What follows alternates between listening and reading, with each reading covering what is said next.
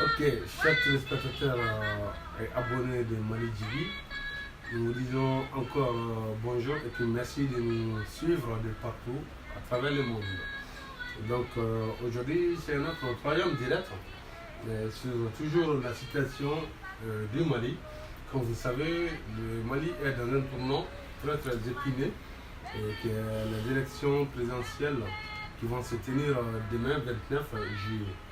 À cet effet, aujourd'hui, nous avons voulu, encore une fois de plus, après ce matin du DAC Mali, nous avons voulu nous entretenir avec Suleiman Malikité, secrétaire aux relations extérieures de l'association APSM, APSM qui est Alliance patriotique pour la souveraineté du Mali, et qui a été créée en 2012 après l'invasion djihadiste du Mali.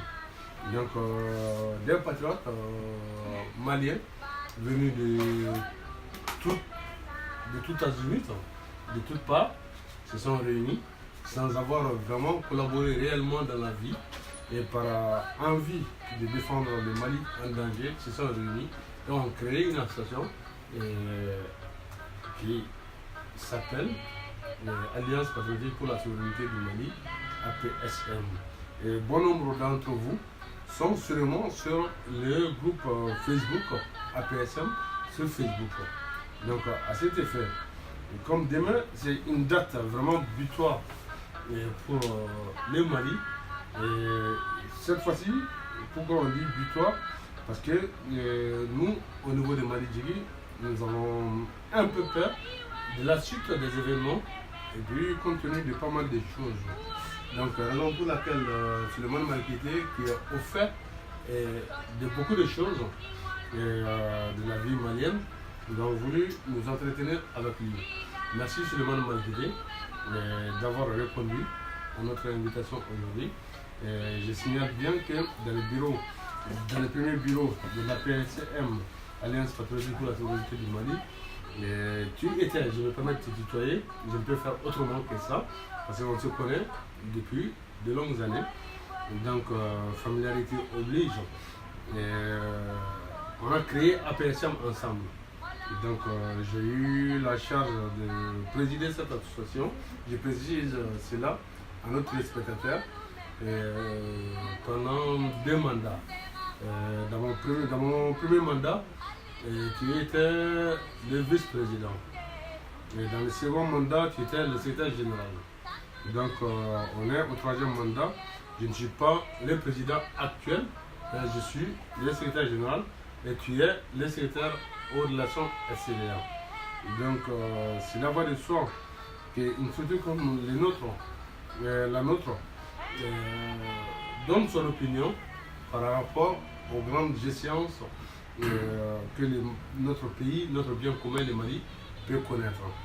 Donc, comme hier, vous qui me suivez, moi, Abdoulaye Ba, sur Facebook, vous avez pu lire que l'APSM n'a soutenu, ne soutient aucun candidat, n'a fait campagne pour aucun candidat, et l'APSM n'appelle pas à soutenir, n'a pas donné de consigne de vote. Suleiman Malikité, je te remercie infiniment de m'avoir accordé quand même sur la page Mali Djigui cette interview, cet entretien. Quand peux-tu, voilà, si c'est mal présenté, je signale que Suleiman Malikité est consultant informaticien, il vient de ça, c'est son métier. Donc on a parlé de tripatouillage du fichier électoral et tout ça, il est le mieux à savoir dans quelle mesure cela peut arriver et tout ça, on en parlera. Merci beaucoup, encore une fois. Et si j'ai pu omettre quelque chose dans ta présentation, si tu peux, voilà, libre à toi de les ratifier. En tout cas, je te dis merci d'être venu pour qu'on puisse discuter et puis éclairer nos compatriotes sur le positionnement de la PSM. D'accord. Merci, Président Abloïva. Je ne suis plus président, je suis secrétaire général. Secrétaire général, excusez-moi. Ce fut une très belle présentation du fait. Et merci de me donner l'occasion de parler de ce beau pays qu'est le Mali.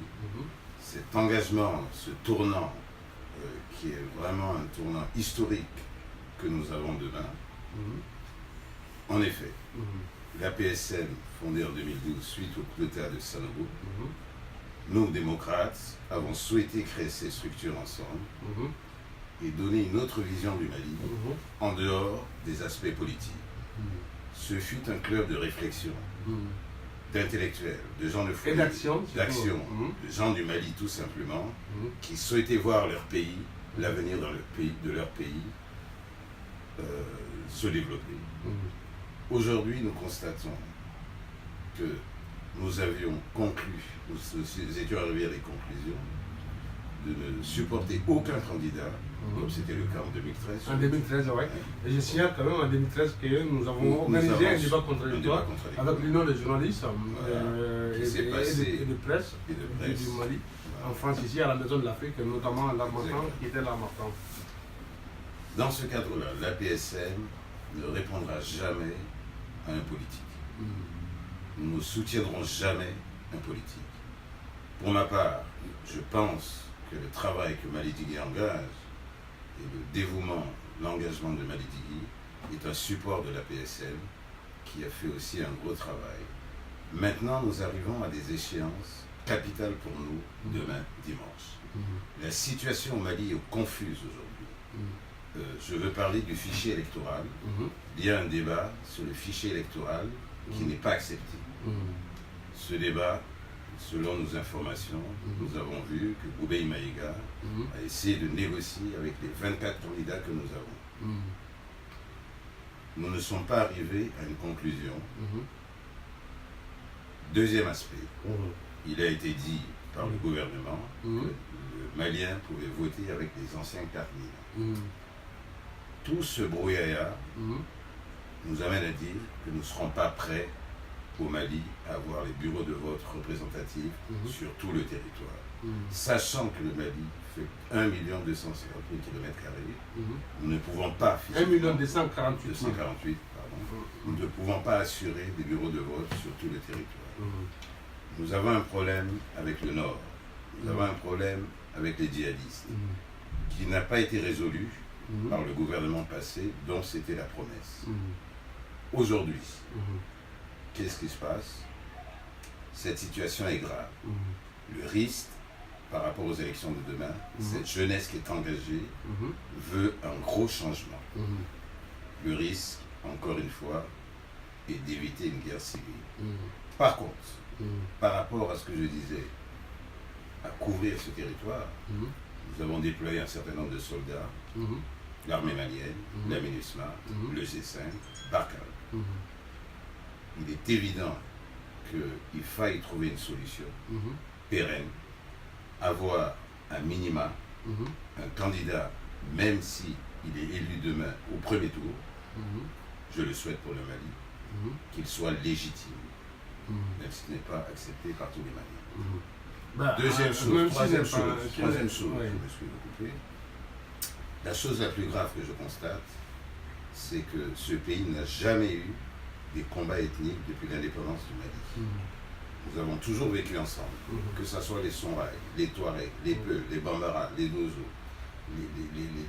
Tout le Mali, les mariages se faisaient interethniques. Aujourd'hui, nous constatons qu'il y a une guerre, une chasse aux Peuls, notamment à partir de Mopti et Séville. Je signale que c'est que vous qui nous suivez, nous venons d'une manifestation justement, nous venons de couvrir une manifestation de la communauté Peul de France contre ce qu'ils appellent eux les génocides contre les Peuls.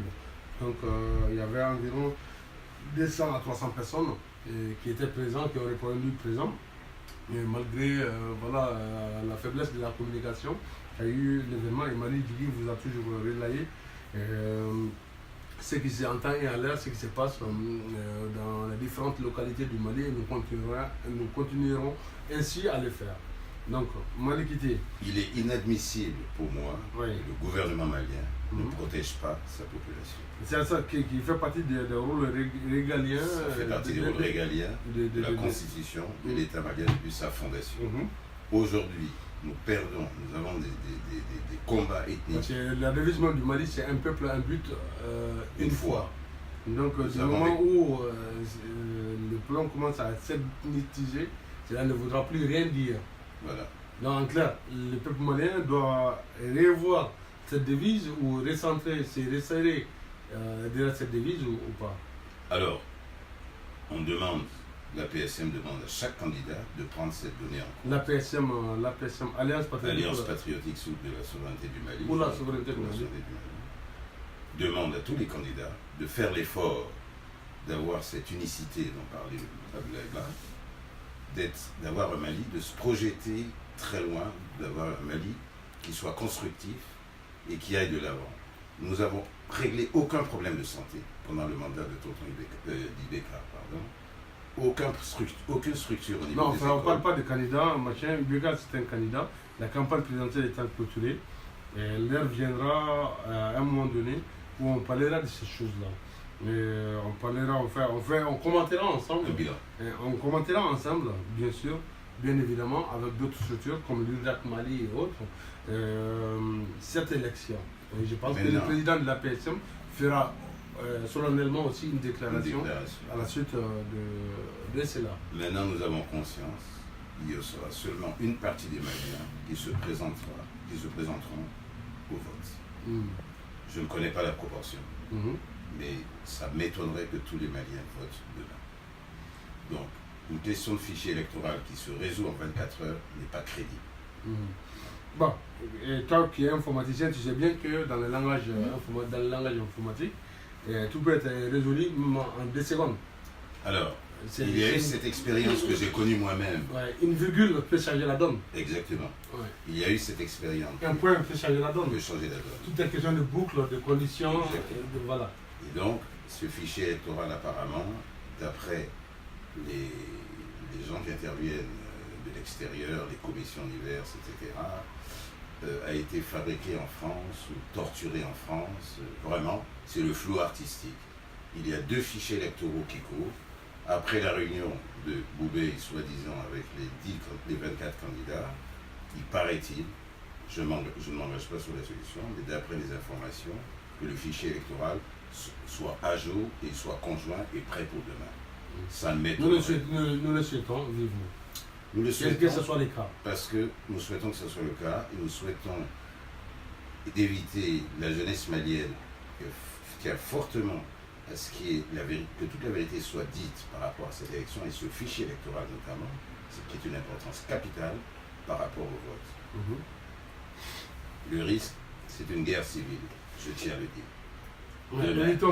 Notre but, le but c'est d'éviter cette guerre civile, c'est d'amener les gens à accepter, quel qu'en soit Alpha, les résultats, et de cela, de ne pas aller jusqu'au bout de ce que les différents protagonistes peuvent vraiment dire, voilà, on avait dit le fichier était truffé, on avait dit le fichier était bon, ou le fichier n'était pas bon.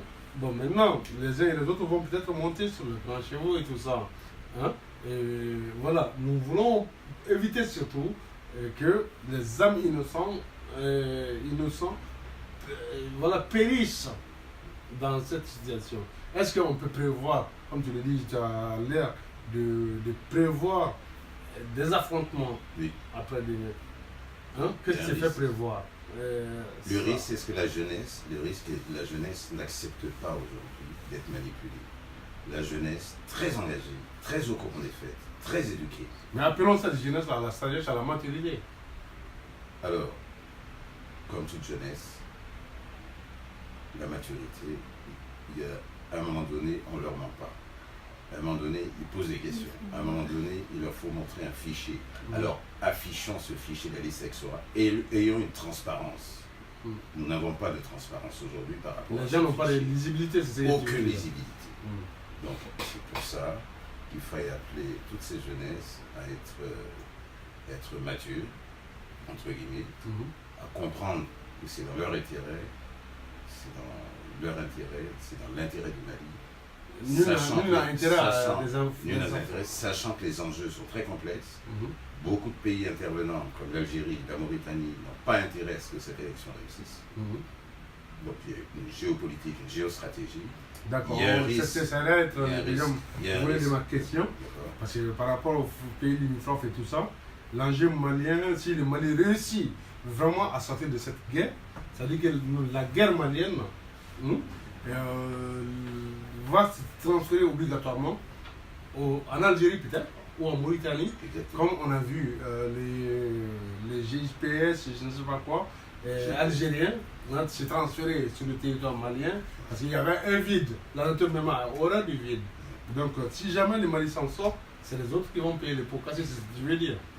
Et je dirais même plus loin, si cette élection de demain échoue, ou si cette élection malienne échoue, la répercussion sera très grave pour tous les pays limitrophes, la Côte d'Ivoire, le Sénégal, le Burkina, le Niger. Si ça échoue, si ça échoue, si cette élection au Mali échoue, les répercussions seront énormes pour les pays limitrophes. La Côte d'Ivoire, le Sénégal, le Niger. Donc tout le monde a intérêt que ça se passe très bien. Tout le monde, tous ces pays ont intérêt que cette élection malienne se passe. À nous, Maliens maintenant, d'avoir la maturité, à minima, même si on aura 8 millions d'électeurs à peu près, selon les chiffres officiels, qui a un consensus. Et c'est très bien que Boubé Maïga est invité, ça c'est la particularité du Mali, fait en sorte d'avoir consulté tous les 24 candidats aujourd'hui à 10h du matin. Ah, aujourd'hui il a fait ça. Il a fait ça à 10h du matin. Boubé Maïga a invité tous les 24 candidats. C'est une particularité du Mali. Est-ce qu'on ne va pas aller peut-être vers une sorte de transition? Alors, on peut aller... Parce qu'il y a des langues qui se délient en disant que les élections, peut-être il y aura un consensus pour dire que on va faire une grosse transition où tout le monde, tous les 24 candidats auront leurs représentants dans un grand gouvernement. Ça, aujourd'hui, j'ai entendu ça. Alors, la transition, je parle à mon nom. La transition, j'ai connu les élections au Mali. À l'époque, on peut citer Alpha Omar Konaré, par exemple. Oui. Alpha Omar Konaré qui était de l'ADEMA. Ismaïla Cissé qui était de l'ADEMA. Modibo Sidibé qui était de l'ADEMA. Boubé qui était de l'ADEMA. Moi-même qui ai fondé l'ADEMA ici à Paris, à l'époque. Donc, il peut y avoir des pactes. Ce sont des gens qui peuvent se renvoyer de l'ascenseur. Est-ce que c'est l'intérêt du Mali? Est-ce qu'il ne faut pas passer autre chose? Est-ce qu'il ne faut pas passer autre chose? Comme on l'a souvent dit dans la PSM, on ne peut jamais construire du neuf sur du vieux. Non. Et le peuple malien a soif de changement. On a besoin d'un changement aujourd'hui. Ce ne sont pas les mêmes. On veut revoir est là quand qui sont depuis combien d'années. L'Ambriglio est là. Il est là. Le challenge, il est là. Ouais. Et donc, appelons tous les Maliens raisonnablement à ne pas refuser cette élection, mais vraiment bien réfléchir sur la portée du nouveau candidat qui décidera pour le Mali dans des conditions extrêmement difficiles parce que la guerre n'est pas finie.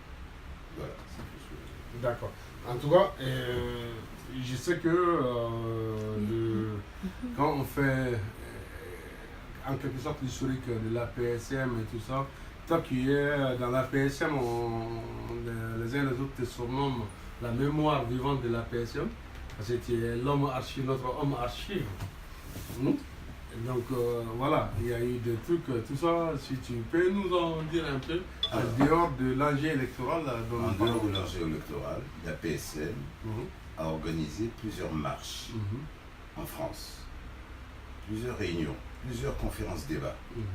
Ces marches ont été organisées en réunissant la majorité du Mali, que ce soit les vieux de 70 ans qu'on a vu marcher avec nous, que ce soit des jeunes, que ce soit les gens de foyer qu'on a mobilisés. On était très actifs, nous sommes sous la neige, nous avons fait des réunions, nos familles, on les a laissées. Nos réunions étaient hebdomadaires, ça il faut signaler. Nous avons conçu chez l'ex-président Ablaïba jusqu'à 5h du matin, parce que nous sommes patriotes. On a fait des banderoles ici, quand même, jusqu'à 5h du matin, quoi. Devant l'ambassade du Qatar, de Burkina, devant les Quais d'Orsay, avec d'autres organisations que nous saluons, à savoir les CMFP, Tapakonté, Aramata, Nouvali, Bagari Traoré, et nos motions ont été portées. Les MDM et autres, voilà, donc EIGM, Voilà, nous les saluons. Voilà. Et nos écrits, nos motions, jusqu'aux Nations Unies. Jusqu'aux Nations Unies. Ouais. Nous avons fait des voyages à Genève pour représenter le Mali et porter cette loi, expliquer encore une fois que la PSN était très neutre, ne supportait aucun candidat, mais avait une vision du Mali qui était autre à l'époque où il y avait un conflit qui se créait. Bon, ce conflit qui est toujours là. Et nous avons quand même sur notre territoire le G5. Nous avons 4500 le conflit intercommunautaire, c'est pas sous les yeux du G5, de l'aménagement, à qui la communauté internationale a confié la sécurité du Mali, la mission d'éviter les affrontements entre les communautés. Mais tout ça, ça se passe dans la région de Mopti et l'aménagement est basé à Sévaré. Et ça, moi je n'arrive pas à comprendre ça. Il y a quelques jours, on a vu un militaire du Gacha, du MOC, qui accusait l'aménagement d'être complice. Et le gars de l'aménagement dit non, le mot complice est fort, mais seulement il lui préférait le mot inactif. Donc ce qui est vraiment désolant, ça veut dire que même l'aménagement reconnaît qu'elle n'arrive pas. Voilà, elle ne joue pas son rôle. Merci du thème. Donc voilà, nous en reviendrons très très bientôt sur toutes ces questions-là. Et de passage, je salue vraiment notre président, Mohamed Morgan, Moustapha Diawara, Charlie Sangaré, Aïcha Boukoum, Absat Touré, Madame Sidi, Madame Badiaga Maïni Traoré,